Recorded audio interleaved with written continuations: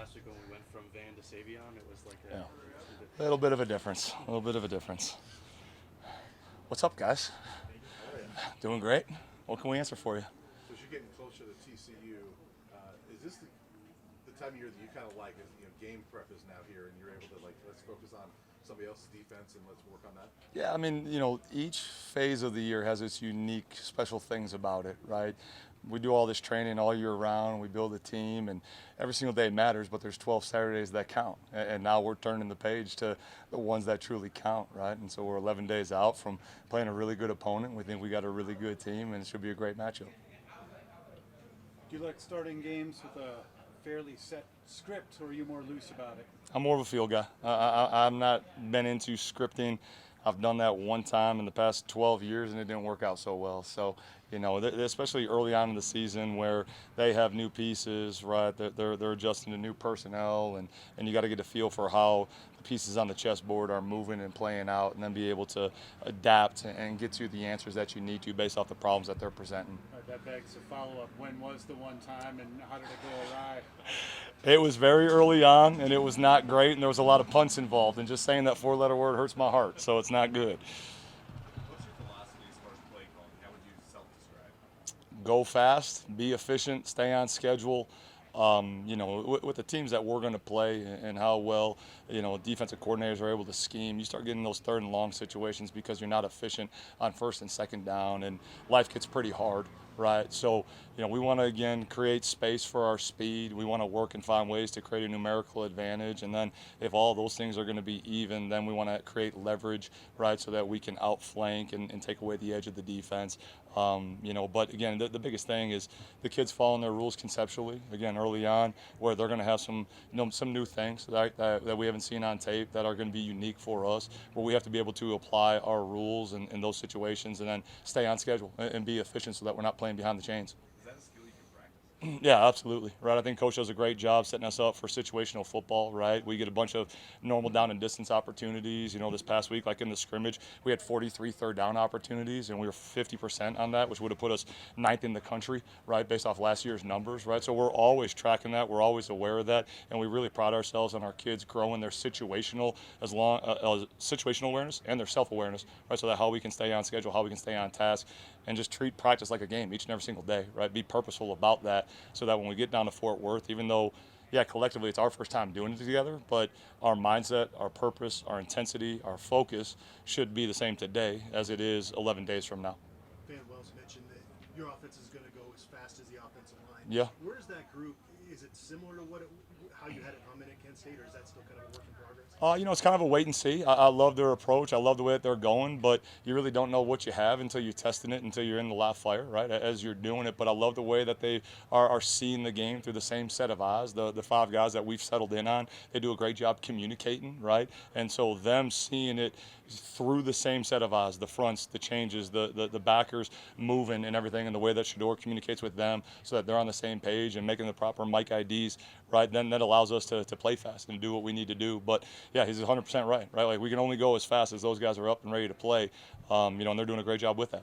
You mentioned the scrimmage the other day. Did you see the jump you wanted to from scrimmage 1 to scrimmage 2? Not necessarily a huge jump, right? I believe in incremental gains, and Coach always talks about 2% improvement. And, we have a belief of improving and competing each and every single day. And I saw those things, right? There was things that we obviously need to clean up, and there was some really, really good stuff as well. But, the things that we can control, right, is that's our number one factor in terms of how we're going to win, right? Great teams don't beat themselves, right? So the Colorado Buffaloes can't beat the Colorado Buffaloes regardless of who the opponent is. And we did a much better job in controlling those things from scrimmage 1 to scrimmage 2, so that was great to see. What have you seen from TCU on film so far, and what do you like about how your guys match up? Yeah, I mean, again, going off of all last year's tape, right, and everything, I mean, they're an aggressive, fast flow defense. They do a great job playing with mixed fronts, and they force your guys up front to be on the same page. But again, I like our competitive nature. I like the way that we match up across the board, and again, I like our desire to get better and to go compete each and every single day, and our guys are going to be excited to go play.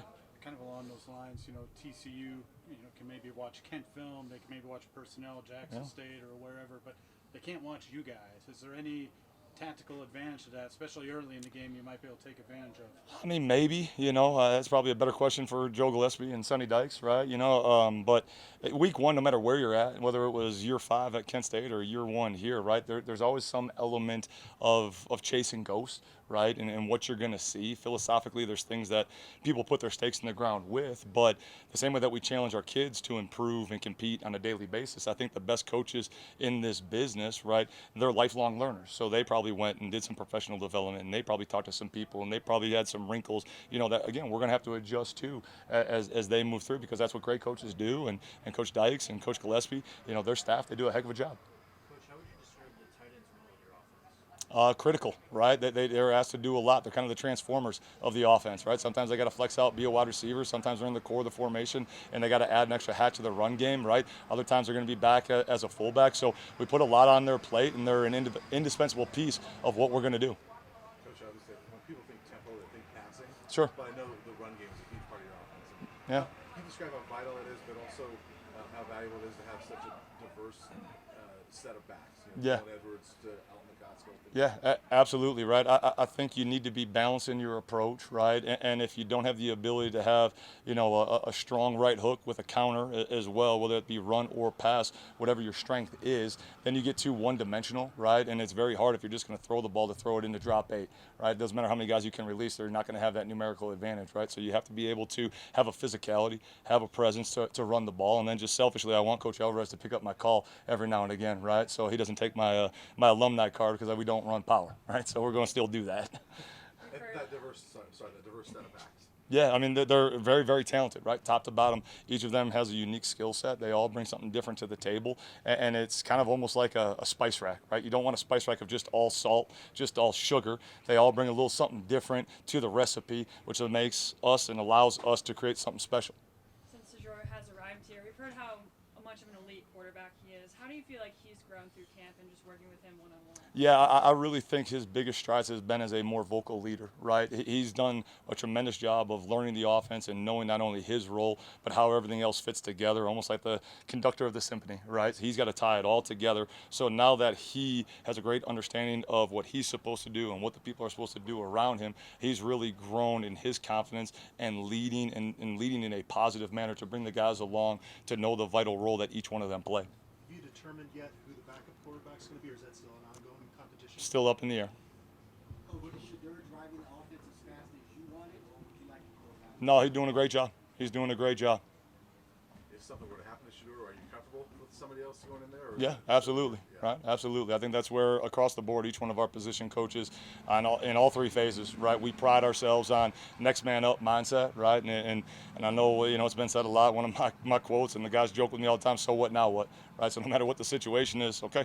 So what now? What? We got to go. Obviously, there's a reason QB1 is QB1, right? But we got to do a great job, developing the guys that are behind them and making sure that we have answers and a plan if one of those guys has to go in. Have you seen Staub take that step from spring, being here this spring, to now? Yeah, you could see his maturation, his comfort level, again, just settling into the speed of the college game. And then, again, familiarity with playing fast and all that we ask our quarterbacks to do. So he's taking some good strides as well.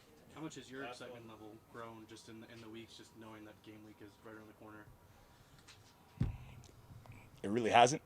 I mean, that's a boring answer, right? But each day to me is game day, right? And the only thing that I can control is the present and to be here and serve my guys, right? So for us to ask the kids to treat each and every single day like game day, right, that's what I'm going to do. And if anything else, my excitement level and my energy, so to speak, or whatever, goes the opposite direction, because if I'm not stoic on game day to make good, clean decisions, if I'm making emotional decisions, I just don't believe that you make good decisions when you're emotional, right? So I'm going to remain stoic and, treat each day like it, so that, again, when the kids look to us as a staff, right, we have to exude that standard to them, because if we change come game day, or we change now because it's game week, then the kids are going to look at us like, well, what we've been talking about, right, ever since spring ball and everything's been rolling. So sorry for the boring answer, but no, we're going to be us, and I'm going to be me. So that's it. Awesome. Thanks, guys.